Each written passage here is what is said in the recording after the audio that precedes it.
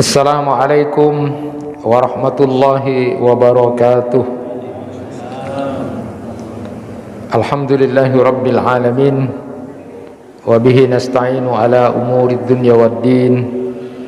Ashhadu an la ilaha illallah wahdahu la syarika lah, wa ashhadu anna Muhammadan abduhu wa rasuluh. Allahumma salli wa sallim wa barik ala nabiyyina Muhammad wa ala alihi wa ashabi ajma'in. Rabbi shrah li sadri wa yassir li amri wahlul 'uqdatam min lisani yafqahu qawli. Amma ba'du. Bapak-bapak, ibu-ibu jemaah kuliah maghrib yang dirahmati Allah, bab berikutnya kita akan membahas tentang doa buat orang yang berbuat baik pada kita. Jadi dalam interaksi sosial, dalam keseharian kita, ada memang orang-orang yang berbuat baik kepada kita. Lalu biasanya kita mengucapkan kata terima kasih. Sesungguhnya kita dianjurkan untuk tidak cuma berterima kasih saja sebagai bagian dari bersyukur kepada Allah. Melalui perantara orang yang berbuat baik kepada kita, kita mengucapkan terima kasih sebagai tanda bahwa kita bersyukur kepada Allah, mengucapkan terima kasih kepada yang menjadi perantara buat orang yang berbuat baik pada kita. Tetapi agama kita menganjurkan tidak cukup berterima kasih saja, tetapi kita dianjurkan untuk mendoakan dia mendapatkan kebaikan di dunia dan akhirat dengan kalimat khair yang maknanya itu adalah kebaikan umum. Maka doa berikutnya adalah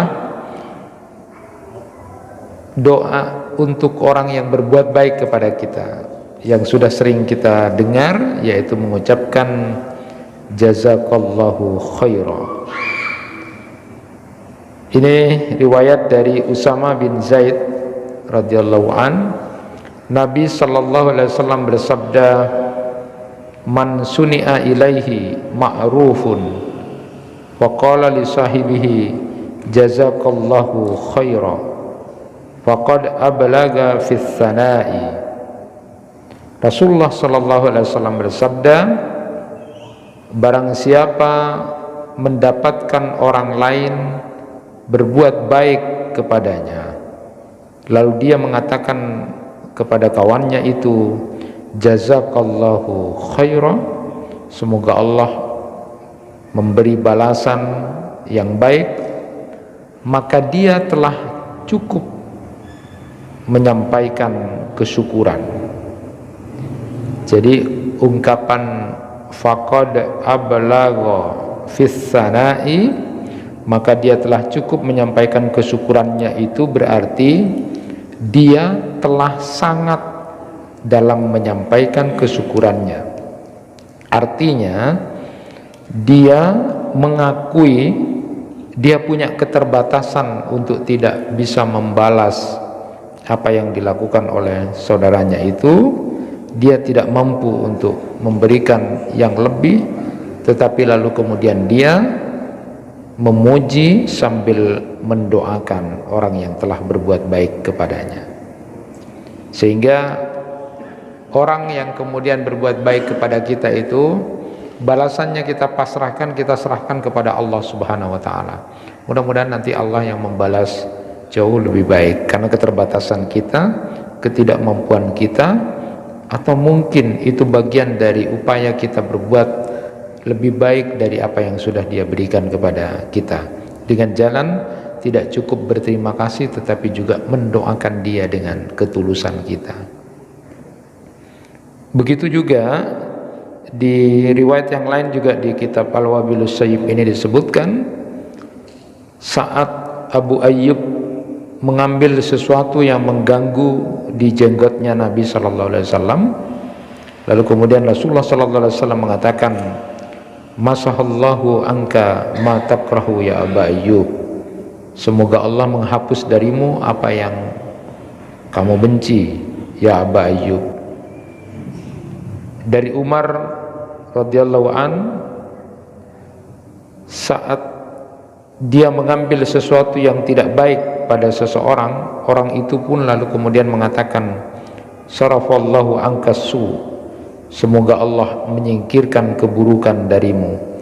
Maka lalu kemudian Umar berkata, sarafallahu annasu mundu aslamna, walakin idza ukhida anka syai'un faqul akhadat yadaka khaira. Telah disingkirkan keburukan dari kita sejak masuk Islam, tetapi jika ada sesuatu gangguan yang diambil dari dirimu, maka katakanlah, semoga kedua tanganmu mengambil kebaikan, akhadat yadaka khaira. Atau tadi di riwayat yang disebutkan oleh Rasulullah sallallahu alaihi wasallam tadi, Rasulullah sallallahu alaihi wasallam mengucapkan masahallahu anka ma takrahu, atau bisa dengan sarafallahu ankasu. Jadi dua riwayat ini sesungguhnya memberikan gambaran kalau yang pertama itu adalah kalau ada orang berbuat baik kepada kita, lalu kita tidak cukup mengucapkan terima kasih saja, sebagai bagian dari ketulusan kita adalah dengan jalan juga mendoakan dia. Maka diucapkanlah dengan kalimat jazakallahu khaira. Itu lebih luas, lebih dari hanya sekedar berterima kasih. Karena kalau terima kasih itu cuma impas saja, tetapi kalau mendoakan semoga Allah memberi balasan yang baik, karena khaira itu umum. Jadi kebaikan apa saja itu jauh lebih bagus berarti balasan kita, dan itu disebutkan dalam hadis faqad ablagha fis sana. Nah, kemudian di riwayat yang kedua tentang orang yang mungkin suatu saat mengambil sesuatu yang mengganggu di tubuh kita. Jadi misalnya di sini ada sesuatu yang tidak baik, lalu kemudian diambilkan gini, sini kita ambilkan. Atau kemudian ada kertas atau sampah di sini kita tidak tahu, lalu diambilkan oleh orang, lalu dipindahkan. Kita sering begitu. Maka kemudian kita dianjurkan untuk berdoa sebagaimana Rasulullah sallallahu alaihi wasallam, masahallahu anka ma takrah, semoga Allah menghapus darimu apa yang kamu benci. Atau seperti yang kemudian disampaikan oleh Umar bin Khattab, aqadat yadaka khaira. Jadi kalau ada orang yang bantu kita membersihkan sesuatu dari tubuh kita atau mengambil sesuatu yang mengganggu, maka kita mengucapkan aqadat yadaka khaira, semoga tanganmu nanti mengambil banyak kebaikan-kebaikan. Karena orang itu kan membantu kita, menolong kita membersihkan atau mengambil sesuatu yang mengganggu di tubuh kita. Maka kita tidak hanya sekedar ketika dibersihkan sakalangkong, tidak cuma sekedar gitu, tapi mengucapkan bisa dengan apa yang disampaikan oleh Rasulullah, masallahu angka ma takrah, semoga Allah menghapus darimu apa yang kamu benci. Atau seperti yang disampaikan oleh Umar, akhadat yadaka khaira, semoga tanganmu nanti bisa mengambil banyak kebaikan dari kamu sudah membantu dengan tanganmu membersihkan, mengambil sesuatu yang tidak baik di tubuh atau di badan seseorang. Nah, hadirin yang dirahmati Allah, belajar dari apa yang disampaikan dalam riwayat-riwayat ini, kita diajarkan di dalam agama untuk tidak boleh meremehkan sekecil apapun perbuatan yang kita lakukan. Karena itu akan sangat bernilai nanti pada saat di mizan. Mizan itu timbangan amal. Jadi kalau kita berbicara eskatologi itu perjalanan setelah hari kiamat, dan lalu kemudian di padang mahsyar, lalu kemudian setelah itu digiring untuk kita kemudian dihisab oleh Allah Subhanahu wa taala. Jadi hisab, lalu kemudian ada mizan, lalu ada haud, ada sirat, baru kemudian nanti penentuan surga dan neraka. Nah, salah satu kesulitan akhirat itu adalah di mizan, penimbangan amal. Dan Nabi sallallahu alaihi wasallam pun ketika ditanya oleh Anas bin Malik itu, ketika minta syafaat, di mana aku bisa menemui engkau ya Rasulullah? Ketika Anas bin Malik meminta syafaat, kepada Rasulullah, ya Rasulullah, nanti di hari kiamat, di hari akhirat aku minta syafaat. Lalu kemudian dia akan aku beri, kata Rasulullah. Lalu kemudian Anas bin Malik bertanya, di mana aku bisa menemui engkau untuk meminta syafaat itu ya Rasulullah? Lalu Rasulullah menyebut yang pertama itu adalah di mizan. Nah, di mizan, di penimbangan amal. Kalau tidak aku temui engkau ya Rasulullah, di mizan itu di mana? Lalu Rasulullah menjawab, di haud, di telagaku nanti. Kalau tidak ditemui di telagamu, maka di sirat. Nah, itu 3 tempat kemudian Rasulullah SAW memberikan syafaat berdasarkan riwayat dari Anas bin Malik. Nah, salah satu kesulitan kita di akhirat itu adalah mizan ini, penimbangan amal. Penimbangan amal itu kesulitan kita. Maka jangan pernah meremehkan sekecil apapun perbuatan baik yang kita lakukan, begitupun tidak boleh meremehkan sekecil apapun perbuatan dosa dan kesalahan yang kita lakukan. Faman ya'mal misqala dzarratin khairan yarah wa man ya'mal misqala dzarratin syarran yarah. Jadi sebesar zarrah, jadi zarrah itu adalah atom ya. Itu partikel terkecil, itu adalah atom. Jadi sangat, atau kemudian digambarkan seperti debu-debu yang ketika ada cahaya itu kelihatan, kalau tidak ada cahaya tidak kelihatan. Ketika ada cahaya terang itu ada debu, itu kecil sekali, bahkan bisa seperti kutunya semut, atau kemudian lebih kecil dari itu ya, sayapnya nyamuk lebih kecil dari itu. Jadi kecil sekali, itu Allah Subhanahu wa ta'ala perhitungkan. Begitu sebaliknya ketika kejelekan juga begitu. Maka lalu kemudian kalau ayat ini pun turun kepada seseorang yang kemudian dia remeh dengan berbuat hanya memberi 1 kurma saja, kayaknya tidak bernilai lah, atau melakukan cuma kesalahan dosa kecil itu tidak bernilai. Tetapi ingatlah Allah Subhanahu wa ta'ala berfirman, "Wa may ya'mal misqala dzarratin khairan yarah wa may ya'mal misqala dzarratin syarran yarah." Salah satu kesulitan nanti di akhirat itu adalah mizan, penimbangan amal itu. Maka kita harus memang produktif untuk berbuat baik, produktif untuk melakukan amal soleh. Sebagaimana Abu Bakar As-Siddiq yang kemudian punya kelebihan ketika ditanya, siapa yang hari ini puasa? Saya ya Rasulullah. Siapa yang hari ini memberi makan orang miskin? Saya ya Rasulullah. Siapa yang hari ini jenguk orang sakit? Saya ya Rasulullah. Siapa yang hari ini mengantar jenazah? Saya ya Rasulullah. Begitu sangat produktif dalam melakukan amal soleh itu.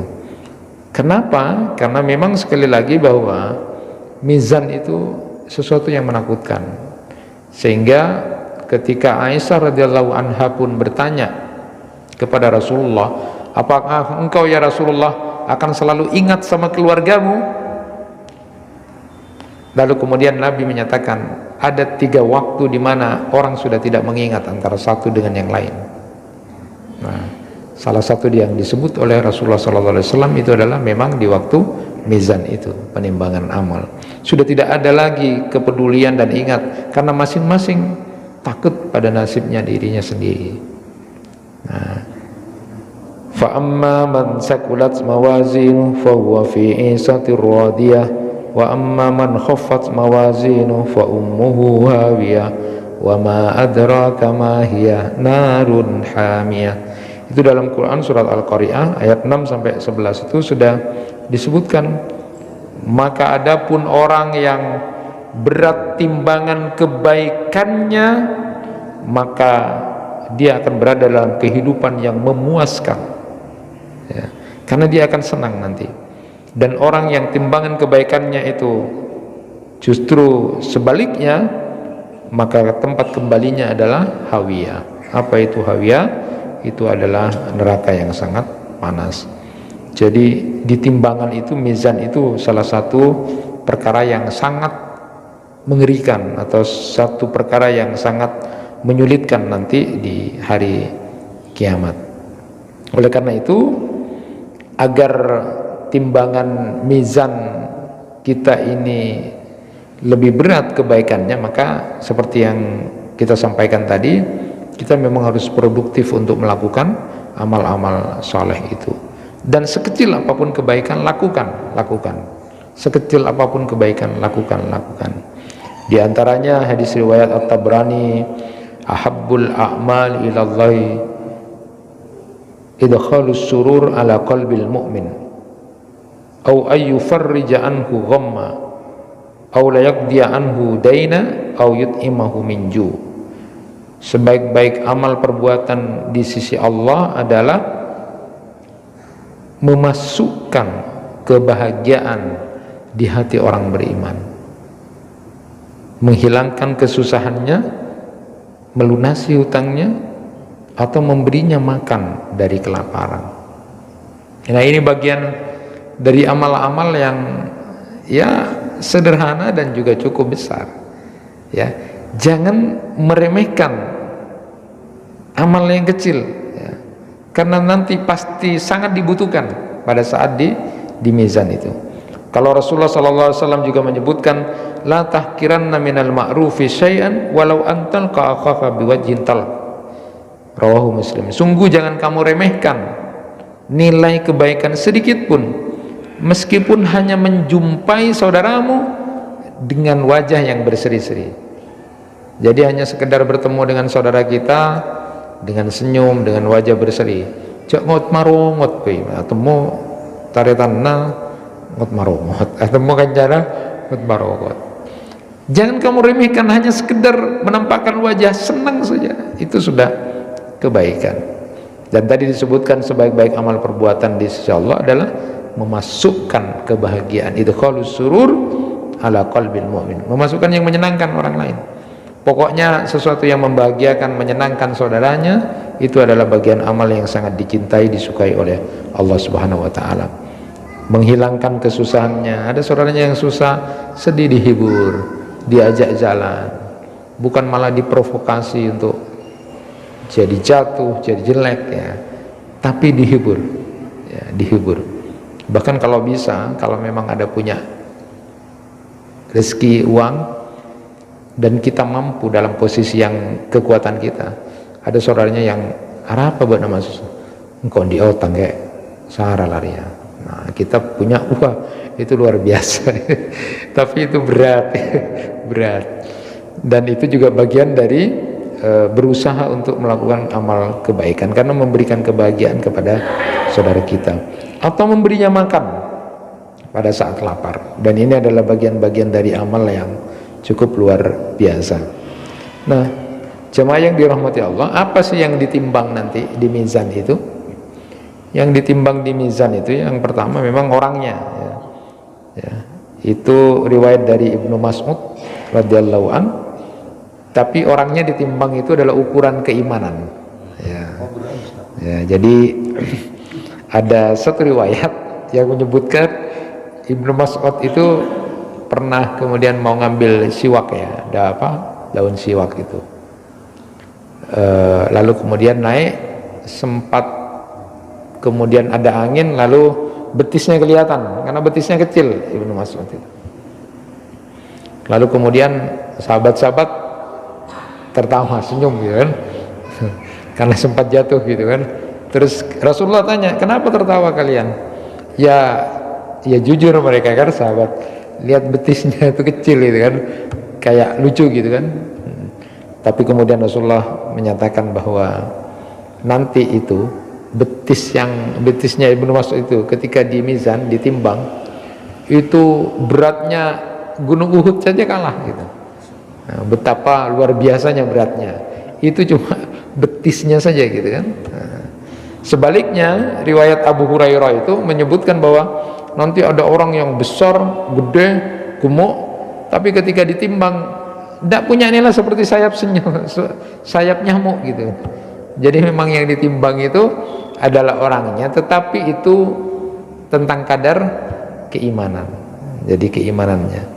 Jadi nanti kita ini ditimbang ya orangnya. Ada riwayat yang, ada ulama yang menyebutkan begitu, sesuai dengan kadar keimanannya. Itu berdasarkan riwayat tadi itu. Tapi ada juga yang menyebut yang kedua itu adalah yang ditimbang itu adalah amalannya yang sudah dilakukan dan itu sudah berwujud. Jadi berwujud halal baik, amal-amal soleh berwujud baik dan semua nanti akan ditimbang oleh Allah Subhanahu wa taala. Dan kemudian ada juga yang menyebutkan yang ditimbang itu adalah lembaran-lembaran amal ya. Karena mizan itu setelah hisab. Jadi hisab itu adalah Allah kemudian proses yang pertama ketika sudah didatangkan dan Allah berdialog sendiri-sendiri. Lalu kemudian Allah bertanya kepada makhluk itu. Lalu kemudian yang kedua Allah memberikan catatan amal itu, catatan amal kita. Itu catatan amal yang sudah dicatat oleh para malaikat itu. Jadi di dalam surat Al-Infitar itu wa inna alaikum lahafidin kiraman katibin ya'lamuna ma taf'alun. Jadi di ayat yang lain juga disebutkan ikra kitabaka, baca kitab itu sudah cukup untuk mengetahui sebenarnya. Jadi setelah Allah berdialog mengadili hamba itu, lalu kemudian dikasih catatan oleh Allah, dikasih buku kita yang nanti buku itu yang nanti ditimbang setelah kita terima ya. Lalu kemudian Allah juga mengiringi manusia itu dengan dua, yaitu malaikat pengiring dan juga saksi. Jadi proses yang ketiga dihisab itu adalah anggota tubuh kita yang menjadi saksi di hadapan Allah Subhanahu wa taala. Jadi dialog dengan Allah dan nanti yang menjadi saksi di samping malaikat yang mengiringi kita dan menjadi saksi itu adalah anggota tubuh kita yang berbicara tentang siapa diri kita. Maka kalau Allah Subhanahu wa taala pernah kemudian tersenyum, bahasanya di dalam hadis qudsi itu Rasulullah ketika menyampaikan itu adalah ketika ada seorang hamba yang kemudian sudah ditutup mulutnya, lalu bahasanya itu dia mau mengomandani anggota tubuhnya itu untuk caca ben saromben gitu kan bahasanya gitu kan. Tapi ternyata anggota badannya tubuh itu yang kemudian berbicara apa adanya. Nah ketika kemudian mulutnya dibuka baru ngamuk, benar macam saya sakit pun dicoba engkau ya bahasa seperti itu. Dan Allah sempat tersenyum seperti itu kepada seorang hamba yang kemudian maunya dia soroja aja bersarumban. Tapi semua ini menjadi saksi. Disitulah kemudian bahwa Allah menghisap seorang hamba itu diiringi dengan malaikat pengiring dan kemudian malaikat sebagai saksi. Tapi ada juga mufassir yang menyebutkan syahid di situ adalah saksi dari anggota tubuh kita. Nah ini adalah hal-hal yang menyulitkan sebenarnya. Oleh karena itu sampai pun Rasulullah SAW di antara sekian doa yang beliau ucapkan ketika mau tidur, di samping bismika Allahumma ahya wa bismika amut, lalu kemudian dengan membaca dzikir-dzikir yang lain, Rasulullah SAW pernah ketika mau tidur pun berdoa tentang berharap timbangan kebaikannya di mizan nanti berat. Jadi ketika Rasulullah mau tidur sempat berdoa bismillah wada'tu janbi Allahumma firli dzunubi wahsa syaitani wa fukrihani wa sakil mizani waj'alni fin nida'il a'la. Jadi Rasulullah pernah ketika tidur itu juga berdoa, ya Allah aku letakkan lambungku sekarang menghadap kiblat itu ketika tidur, ampunilah dosa-dosaku dan lalu kemudian jauhkan setan dariku, lalu kemudian beratkan nanti timbanganku di akhirat. Jadi sampai mau tidur pun Rasulullah itu berdoa, ingat ya Allah beratkan timbangan kebaikanku nanti di mizan. Dan ini karena apa yang dilakukan Rasulullah itu adalah memberi contoh kepada kita untuk berdoa seperti itu. Karena Rasulullah sendiri sudah selamat ya, sudah selamat dunia dan akhirat, sudah ada jaminan. Tetapi apa yang dilakukan Rasulullah ini adalah memberi contoh kepada kita. Hatta mau tidur pun ternyata Rasulullah kemudian bermohon kepada Allah untuk dosa-dosanya diampuni dan nanti di mizan itu timbangan kebaikannya jauh lebih berat daripada kejelekannya. Apalagi kita yang tidak punya jaminan apapun tentang itu, maka tentu harus jauh lebih banyak melakukan kebaikan-kebaikan. Kenapa? Karena kita ini sudah didesain baik sebenarnya. Kita ini sudah didesain baik oleh Allah Subhanahu wa taala. apa yang ada pada diri kita, tubuh kita, semuanya baik. Semuanya baik. Jadi desain kita ini adalah orang yang baik, orang yang berbuat baik. Maka kalau kita kemudian melakukan pelanggaran-pelanggaran, maka sesungguhnya itu menyakiti tubuh kita sendiri. Ada penelitian yang sering pernah saya sampaikan, itu Dr. Karagavin yang melakukan penelitian bahwa otak manusia ini sudah desainnya bagus, kita ini semuanya baik pikirannya. Dan ketika diadakan uji coba kepada orang yang melakukan perbuatan yang baik, melakukan perbuatan yang baik saja, yang biasa-biasa baik, ternyata tidak ada di otak kita ini menguras energi sama sekali. Tidak ada menguras energi itu, jadi sehat. Giliran dicoba melakukan perbuatan yang tidak baik, kira-kira melanggar gitu loh, pokoknya bertentangan dengan kefitrahan kita yang desain kita ini baik, ternyata itu ketika melakukan perbuatan jelek, itu otak kita itu butuh menguras energi luar biasa.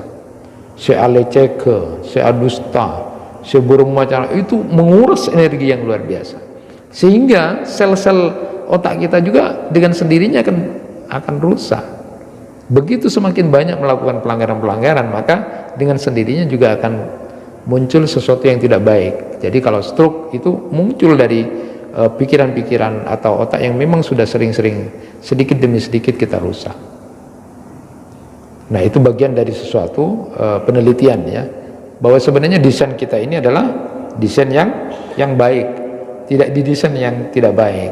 Nah, maka ketika desain kita sudah baik, Allah pun memerintahkan kita untuk selalu berbuat baik, selalu berusaha untuk menjadi orang baik, yang kita kenal dengan istilah muhsin atau ihsan. Jadi kita diperintah oleh Allah Subhanahu wa taala, misalnya biasanya khotib Jumat itu biasanya kalau khutbah yang kedua itu membacakan ayat innallaha ya'muru bil adli wal ihsan.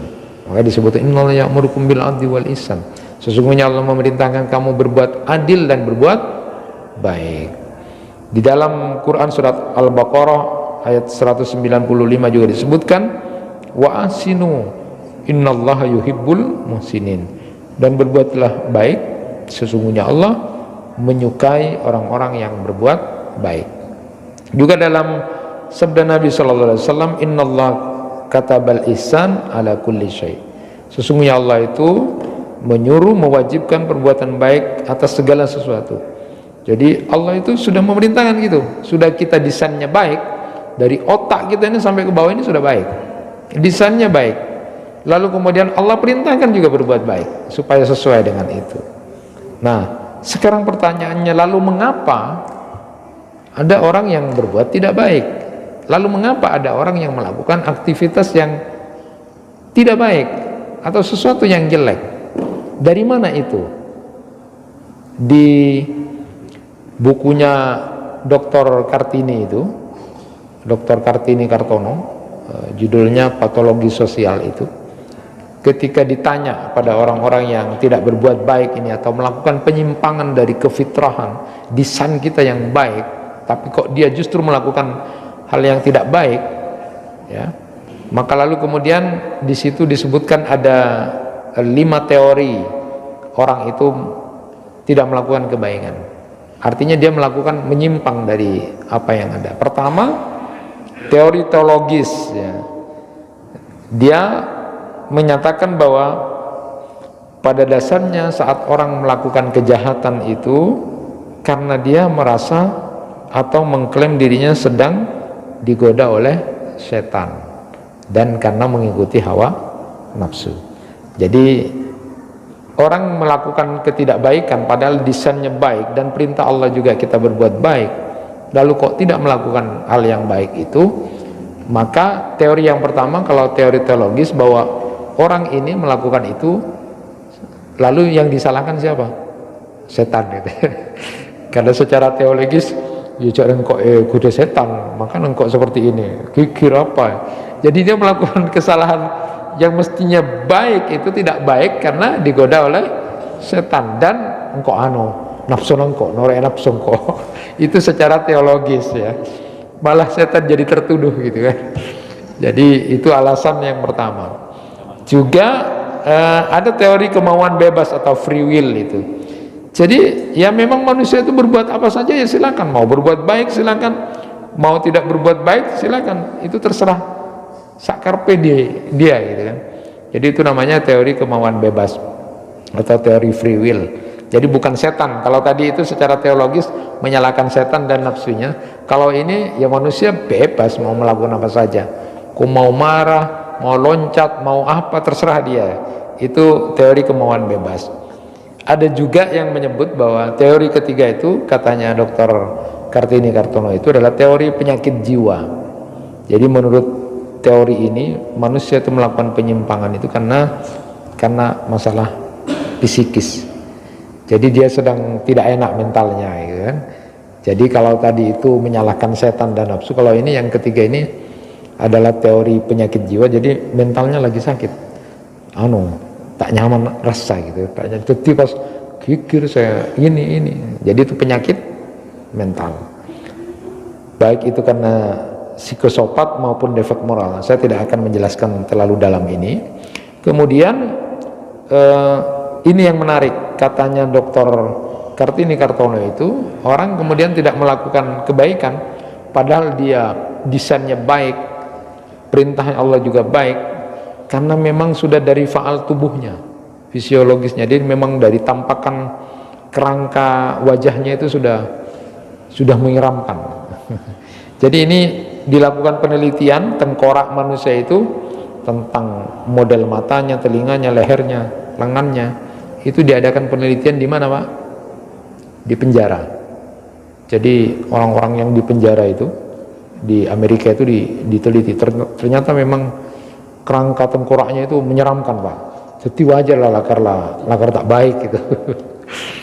Tapi itu kan penelitian seperti ini juga dibantah karena sekarang yang masuk penjara juga keren-keren gitu kan. Bagus-bagus. Artinya itu cuma teori saja bahwa memang secara fisiologis lakar memang baik, tapi lakar dari bentuknya itu.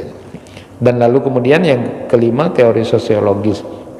Jadi orang itu jahat karena disebabkan keadaan sosial. Dia mencuri karena tidak punya PC. Jadinya dia menyimpang, harusnya tidak mencuri lalu melakukan pencurian karena keadaan sosial. Jadi itu teori sosiologis. Orang itu berbuat jahat karena keadaan sosial. Maka ini tentu sebuah teori-teori umum saja yang dalam ilmu patologi sosial orang bisa beralasan begitu, padahal kita ini desainnya baik ya, dan kita diperintahkan untuk baik. Dan yang menarik, teori dari Imam Al-Ghazali, teori mer'ah itu namanya, teori cermin ya. Jadi kalau dalam hadis itu disebutkan bagaimana membedakan baik dan buruk, tanya hatimu. Jadi kalau hatimu itu merasa enak, nyaman, biasa saja, itu berarti baik. Tapi kalau hati kamu bergetar, ngetek, takut, itu berarti tidak baik. Tanya hatimu. Dan yang menarik ketika ditanyakan, kenapa ada orang yang kemudian berbuat tidak baik, tapi hatinya nyaman-nyaman saja? Kan itu jadi aneh kan? Nah, maka teori mir'ahnya Imam Al-Ghazali, hati yang harusnya menjadi nur, menjadi cahaya untuk memberikan nilai itu baik atau tidak, hati tidak lagi berfungsi menjadi cermin, tidak lagi berfungsi menjadi cahaya. Kenapa? Karena tiga kemungkinan. Satu, hatinya ibarat cermin, cerminnya sudah terlalu hitam, jadi terlalu banyak bintik-bintik pelanggaran dan dosa-dosa, sehingga kemudian tidak bisa dijadikan cermin lagi, karena dia tidak istighfar. Setiap melakukan dosa dia tidak istighfar, dia melakukan banyak kejahatan, ketidakbaikan, itu kemudian tidak istighfar, sehingga kemudian sudah rusuh, sudah hitam semua, tidak lagi dijadikan cermin hati. Yang kedua, cerminnya itu terhalang sesuatu, dan ini sering terjadi. Jadi hatinya itu baik, sebenarnya baik, tapi tidak bisa dijadikan ukuran. Kenapa dia berbuat baik, berbuat tidak baik? Karena ada kepentingan. Jadi antara satu dengan muslim satu dengan yang lainnya, karena ingin kepentingan, berebut jabatan, tahu bahwa menjelekkan saudaranya itu tidak baik, tahu bergibah itu tidak baik, tapi karena dia ingin sebuah kepentingan, maka hatinya yang harus menjadi cermin lalu kemudian tertutup karena sebuah kepentingan, berebut, ingin sama-sama dapat ini, akhirnya saling menjatuhkan. Jadi cermin hatinya itu tidak lagi bisa menjadi cermin karena terhalang. Dan yang terakhir adalah hati itu kalau ibarat cermin sudah terbalik, jadi tidak bisa dijadikan cermin, itu hatinya orang-orang kafir. Itu teori dari Imam Al-Ghazali yang kemudian memahami bahwa ada orang kemudian harusnya hatinya itu bisa mengukur ini perbuatan baik atau tidak, lalu kemudian ketika dia berbuat salah pun, jelek pun, tapi hatinya tenang-tenang saja. Na'udzubillahi min dzalik. Itu Bapak Ibu yang dirahmati Allah. Jadi kali ini kita desain dari Allah ini baik, diperintah kita selalu berbuat baik, produktif untuk berbuat baik, supaya nanti hisab dan mizan kita menjadi banyak kebaikannya di hadapan Allah Subhanahu wa taala. Dan pada saudara-saudara kita yang berbuat baik pada kita, tidak cukup hanya dengan mengatakan terima kasih sakalangkong, tapi sebagai mukmin yang baik ditambah dengan memuji dia dan mendoakan dia. Paling tidak kita ucapkan kebaikan yang sudah dilakukan dia, yang menjadi perantara Allah Subhanahu wa taala memberikan nikmat pada seseorang. Dengan orang ini, tanda syukur kita kepada Allah adalah berterima kasih kepada orang yang menjadi mediator ini. Tetapi tidak cukup dengan berterima kasih, tapi kita doakan dengan mengucapkan jazakallahu khairan. Itu yang bisa disampaikan, mudah-mudahan bermanfaat buat kita semuanya. Kurang lebihnya mohon maaf. Subhanakallahumma wa bihamdika asyhadu an la ilaha illa anta astaghfiruka wa atubu ilaik. Wassalamualaikum warahmatullahi wabarakatuh.